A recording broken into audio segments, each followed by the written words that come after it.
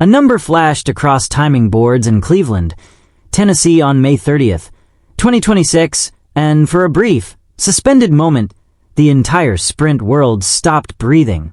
9.89 seconds. From a Division III kid with no scholarship, no elite facility, and no professional contract.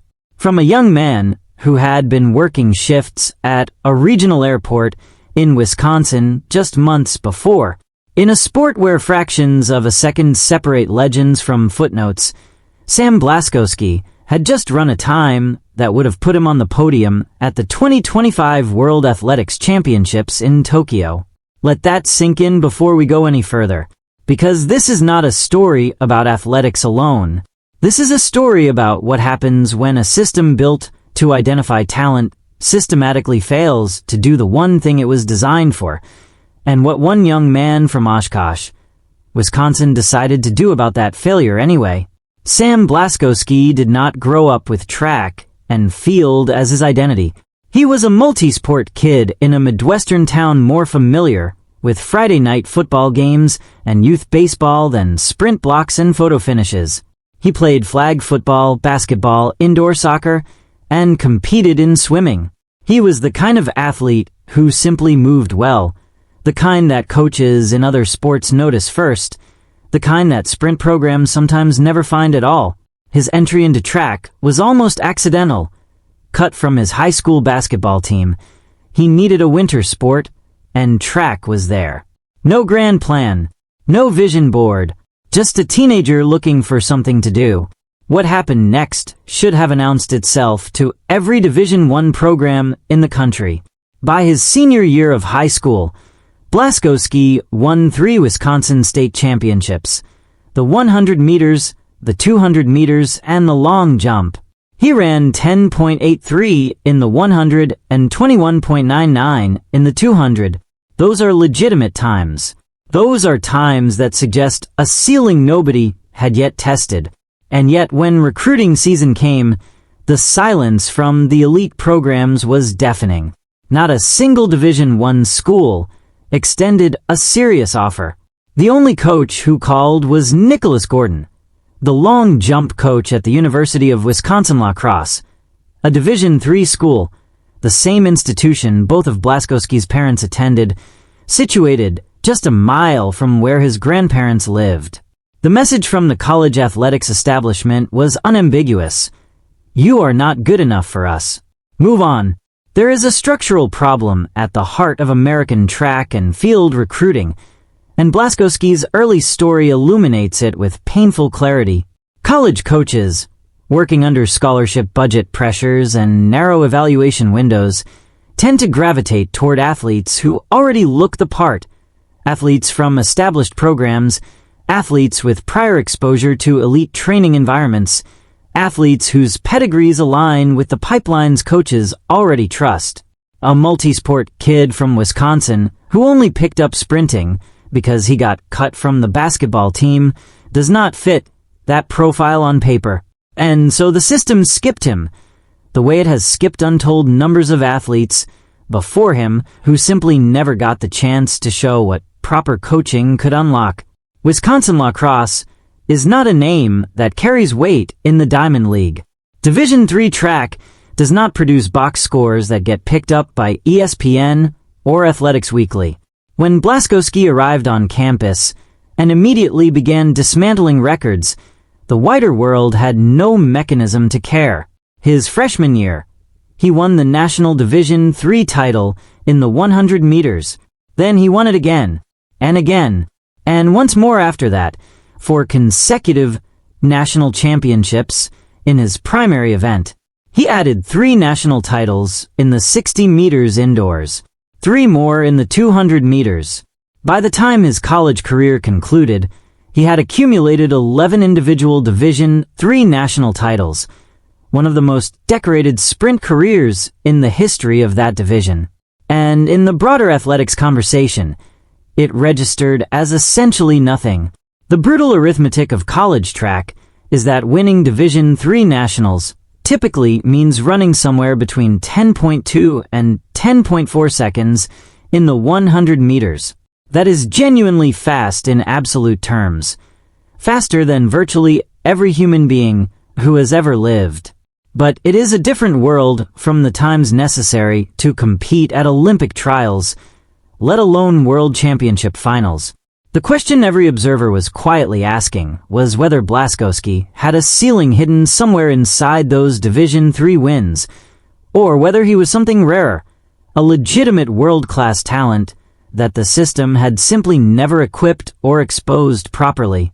The 2024 United States Olympic trials provided the first real answer, or at least the beginning of one. Blaskowski entered the meet and held his own against the best 100-meter sprinters in the country. He did not make the team, but he belonged on that track. For people who watched closely, the question shifted. It was no longer whether he could compete at this level. It was whether he would ever get the infrastructure and coaching required to find out how high his ceiling actually reached. After graduation, Blaskowski made a decision that tells you everything about the kind of person he is. He wanted to train with Dennis Mitchell at Star Athletics in Florida, one of the most respected sprint coaching operations in America, the program that brought Sha'Carri Richardson to the 2023 world title and works alongside elite names like Kenny Bednarik. But Blaskowski had no sponsor, no professional contract, no support system to fund the move. So he got a job at a small regional airport, worked through the off-season, saved every dollar he earned, and then packed his life into whatever he could carry and drove south to chase a dream that virtually everyone around him must have thought was either audacious or delusional or both. A young man who had spent 4 years winning titles no one outside Wisconsin noticed was now stacking shifts at an airport to fund his shot at the world stage. If that is not the definition of belief without validation, it is hard to know what is. What Mitchell discovered when Blaskowski arrived in Florida apparently did not surprise him for long. There is a particular quality that elite sprint coaches can identify in practice, not just speed, but the way a body moves, the way acceleration builds through mid-race, the structural efficiency that separates athletes who are fast from athletes who are fast and still have room left to find. Mitchell has said publicly that training showed Blaskowski was capable of running well under 10 seconds and that it was simply a matter of time and the right conditions converging. The problem is that the conditions took their time arriving. Early in the 2026 season, racing 5 times, including 3 competitions at altitude, Blaskowski could not break 10 seconds. He finished no higher than 3rd in any race. The doubters, who had never fully put their doubts away, started circling again. And then came May 30th in Cleveland, Tennessee, the Music City Track Carnival, a mid-season meet without the pageantry of a Diamond League stage or the pressure of a championship final. Blaskowski settled into his blocks, the gun fired, and he ran 9.89 seconds. Not a 9.99, not a 9.95, not the incremental crawl toward sub-10 that most sprinters experience. He went from a personal best of 10.05 to 9.89 in a single race, skipping the 9.90s entirely, as if the barrier had never been a barrier at all, but simply a door he had been waiting for the right key to open.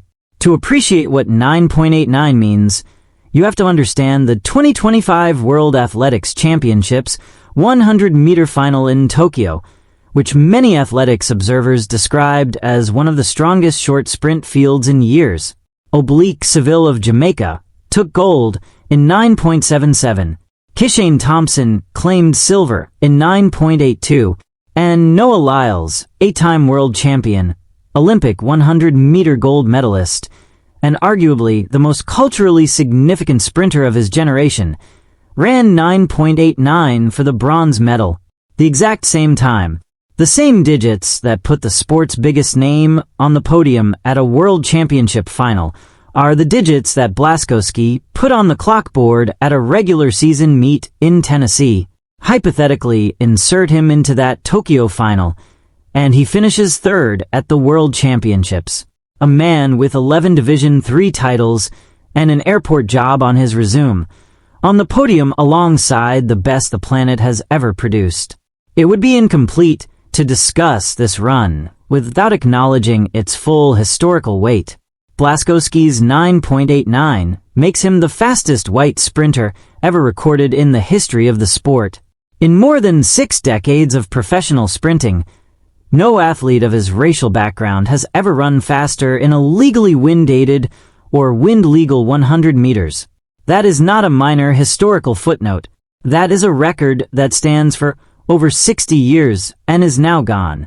Whatever narrative the sport has carried about the demographic boundaries of elite sprinting, and those narratives have existed in coaching rooms and online forums and scientific journals alike, Blaskowski has just rewritten one chapter of it in a way that cannot be argued with, only timed. Noah Lyles has spent years doing something unusual for an